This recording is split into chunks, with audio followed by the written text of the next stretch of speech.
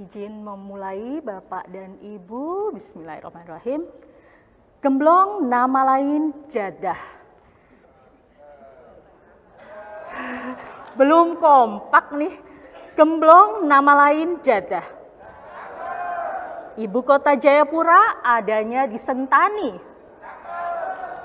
Izinkan saya Sri Indah, Bapak dan Ibu memandu sesi kali ini. Semangat pagi PT Pers! Dan juga Bapak Ibu yang berada di ruang daring, serta Bapak dan Ibu peserta simposium yang berada di Grand Ballroom Pullman 3 Hotel Pullman, Jakarta Central Park. Assalamualaikum warahmatullahi wabarakatuh.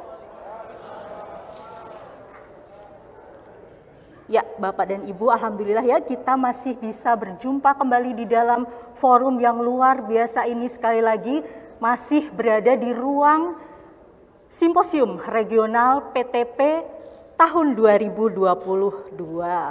Mengutip filosofi ikan,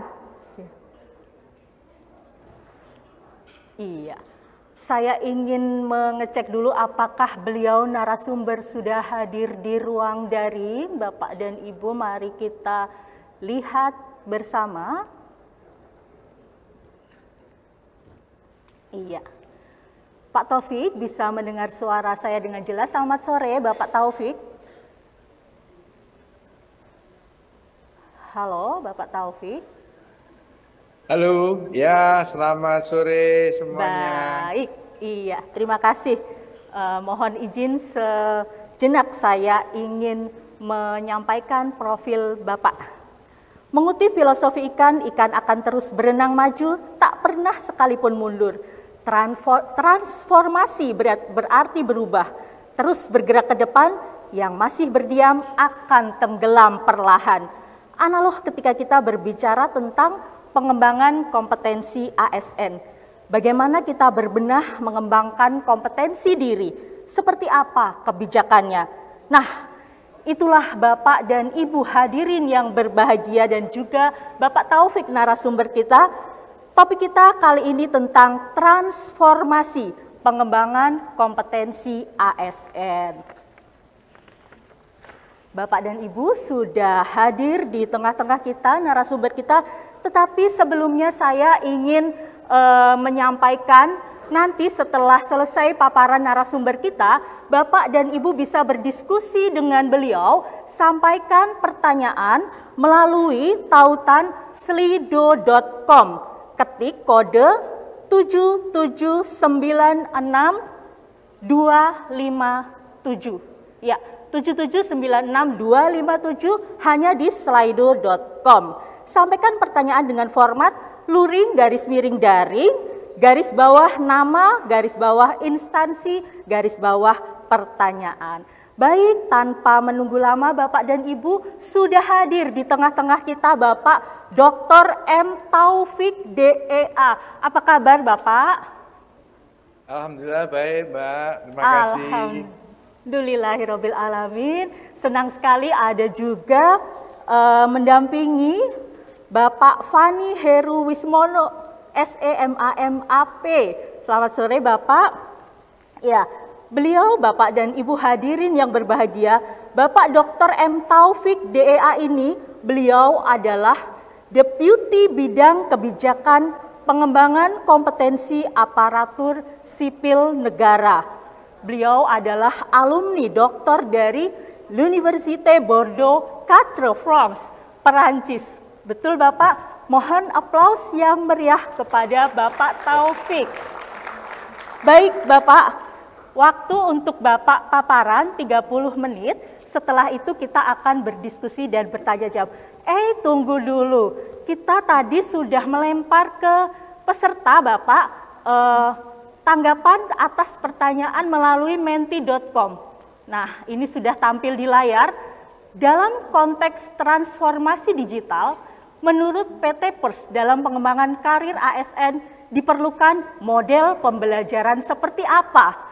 Nah, ada banyak sekali seperti Bapak lihat, kita akan dengar sesungguhnya seperti apa langsung dari narasumber kita. Saya persilahkan 30 menit waktu untuk Pak Taufik. Sekali lagi aplaus yang meriah Bapak untuk Pak Taufik. Baik, terima kasih dari pengantarnya. Bismillahirrahmanirrahim. Assalamualaikum warahmatullahi wabarakatuh. Selamat sore, salam sejahtera bagi kita semuanya. Yang saya hormati Bapak Ibu, para peserta workshop ya,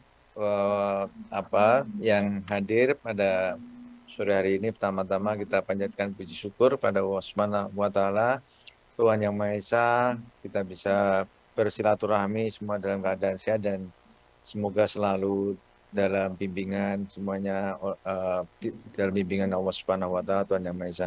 Saya akan sampaikan kebijakan digitalisasi pengembangan kompetensi ASN yang ini menjadi sebuah tren sekarang. Salah satunya adalah pengembangan kompetensi berbasis digital. Nah, ini kita paham bahwa penetrasi internet di Indonesia sudah 73,7%, meskipun belum merata, tetapi ini sebuah potensi yang besar untuk kemudian mengedepankan tadi metode pembelajaran berbasis digital dalam pengembangan kompetensi. Dan ini menjadi suatu tren, hampir seluruh layanan sekarang sudah berbasis digital, perdagangan, untuk pembelajaran, pertanian, pendanaan, transportasi, ke makanan, kuliner, ya, kesehatan, penggalangan dana, ini sudah semuanya menggunakan teknologi digital. Nah, Bapak sekalian, ini yang terutama kita bicara belajar setelah COVID, setelah tahun 2020, kita melihat adanya sebuah keharusan kita untuk bertransformasi. Nah, kita di tengah COVID kemarin kita alihkan pembelajaran yang sifatnya tatap muka klasikal menjadi distance learning, dan ini menciptakan sebuah kebiasaan baru, dan kita menyebutnya sekarang ada semakin kita perkuat perubahan paradigma yang sebenarnya sudah kita terapkan sejak 2013, kurikulum 2013, dari konsep training ke learning. Ya, apa bedanya? Ya, learning ini harus lebih banyak fokus pada si pembelajarnya. Harus fleksibel, anytime, anywhere, kemudian customize, sifatnya lebih banyak problem solving, ya, kemudian menciptakan inovasi khususnya untuk pelatihan-pelatihan kepemimpinan.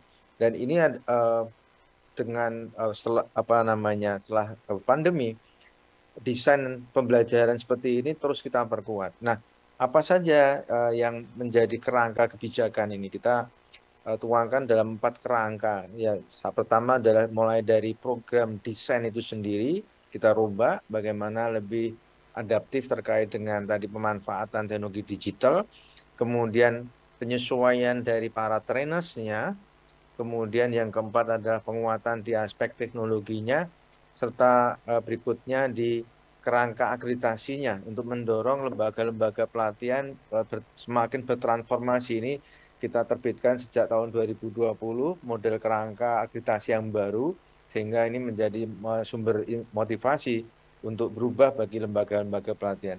Nah, apa yang menjadi tadi cakupan dari mainstreamnya yang baru untuk program desain? Yang pertama adalah kita perkuat sejak tahun 2021, kita dari distance learning jadi blended learning. Dan di sini kita mulai dari pelatihan dasar, kita sudah terapkan blended learning, ya, peserta belajar mandiri dengan emosi, kemudian setelah itu ada distance learning sinkronus, kemudian ada pembelajaran klasikal termasuk habituasi selama 30 hari. Kemudian model blended learning juga kita terapkan di pelatihan-pelatihan kepemimpinan tingkat 1, pelatihan kepemimpinan tingkat 2, ya, untuk eselon 1 tadi, PKN 1, kemudian PKN 2, kemudian PKA untuk administrator, dan PKP untuk pengawas. Ini semuanya kita rubah menjadi blended learning. Kemudian tidak hanya pelatihan yang sifatnya mandatori. Kalau kita jadi pelatihan dasar dan pelatihan kepemimpinan sifatnya mandatori, sifatnya wajib. Pelatihan-pelatihan yang sifatnya tadi, ya, penguatan sosiokultural ini contohnya, ini juga kita sudah lakukan juga dengan blended learning, intinya adalah mereka belajar mandiri dengan emosi, kemudian ada pembahasan, ya, ada interaksi, membahas apa yang sudah dipelajari, menerapkan apa yang dipelajari di tempat kerja, ya, dan ini kita terapkan, ada pelatihan sosiokultural, ada P3K, ini juga kita berikan dengan emosi, dan tujuannya tidak hanya tadi lebih fleksibel, ya, tetapi juga kita menekan budget untuk pengembangan kompetensi, terutama yang sifatnya mandatori. Ini kita lakukan efisiensi banyak, ya. Ini baru biaya langsung, belum biaya tidak langsung.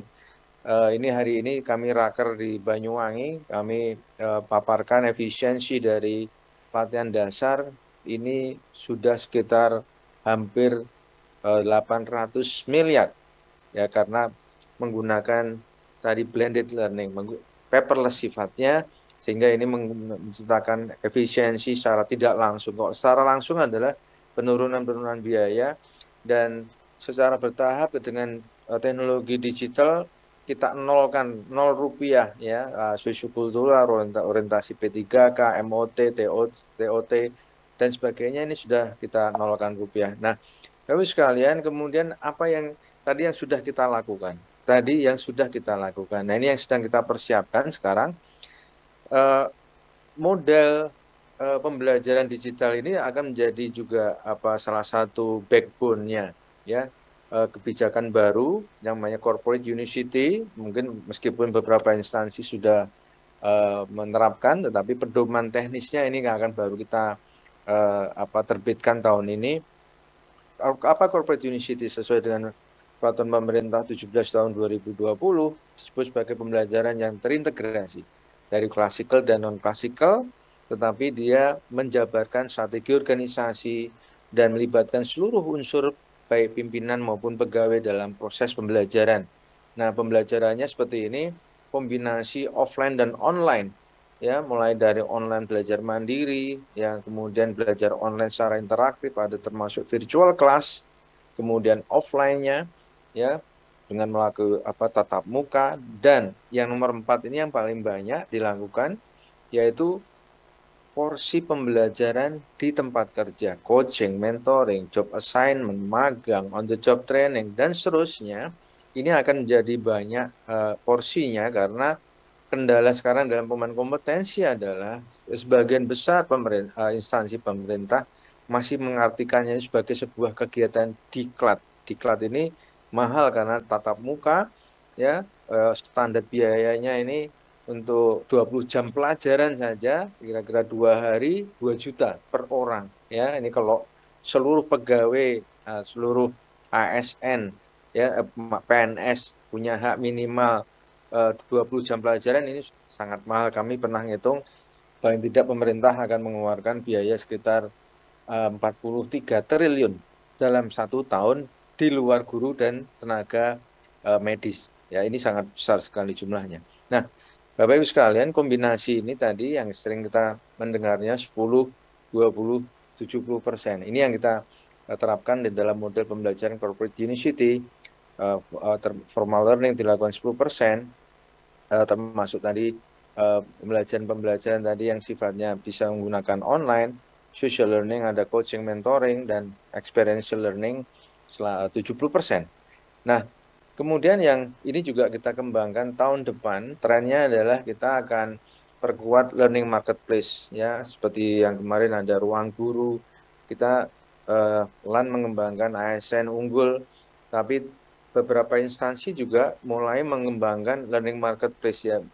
Ya, kita harus bisa bersaing seperti di pasaran sudah ada Kubisa, ada Udemy, ada ruang guru, dan seterusnya, dan ini memberikan kesempatan para ASN untuk belajar di mana saja, ya, kapan saja, dan belajar apa saja sesuai dengan minatnya selama itu relevan dengan pekerjaannya. Nah, kemudian ini tahun depan juga kita meluncurkan namanya program ASN Talent Academy. Ini sebuah program yang sifatnya juga mengandalkan banyak pembelajaran secara digital. Bisa dikatakan mungkin 90% ini menggunakan pembelajaran digital, tetapi ini agak khas karena ASN bisa belajar secara bundling dan unbundling. Apa maksudnya? Unbundling ini ada misalnya kita nanti di ujungnya kita akan akui dia setara dengan pelatihan kepemimpinan tingkat 3 misalnya ada misalnya 20 modul dia akan boleh menyelesaikan kapan saja. Ya, artinya tidak harus kemudian selama ini 104 hari tidak harus seperti itu, tapi dia kapan saja, misalnya tahun ini hanya 2 modul, tahun depan 3 modul dan seterusnya. Dan ini full secara e-learning yang modul-modul tadi. Nah, kemudian kalau dia ingin melanjutkan, dia akan evaluasi dan ada program bundling yang di sini dia akan bikin project. Yang ini juga dilakukan juga secara virtual. Ya, ada virtual coaching, mentoring, membuat project, ya, dan nanti ada sertifikasi. Jadi ini sebenarnya lah yang disebut dengan program Merdeka Belajar bagi para ASN, ya. Nah, ini baru kita akan mulai tahun depan. Kita akan kebijakan dan programnya kita mulai tahun depan. Nah, implikasi dari perubahan-perubahan tadi tentunya tidak mungkin jalan kalau trainernya tidak menyesuaikan. Nah, Bapak sekalian, apa yang dilakukan? WI-WI-nya berubah, ya. Pelatihan-pelatihan untuk WI kita perkuat kemampuan di dalam 3 peran, ya. Pertama sebagai fasilitator harus bisa memfasilitasi pembelajaran secara virtual, ya. Nah, ini harus bisa menggunakan ada Skype, ada email, webinar, ada Zoom, ada menggunakan LMS dan seterusnya. Nah, ini termasuk kalau mau jadi WI passing, ini dia pertama harus bisa mengoperasikan minimal komputer dan LMS tadi, bagaimana memasukkan upload bahan dan seterusnya. Kemudian menjadi desainer, ini rame-rame kawan-kawan Widyaswara punya namanya community of practice, ya, rame-rame bisa bikin video, bisa bikin LMS dan seterusnya, dan menjadi konten kurator. Ini sedang dikembangkan, ya, kemampuan WI dalam menjadi konten kurator, mengkurasi bahan-bahan yang tersedia di sumber virtual.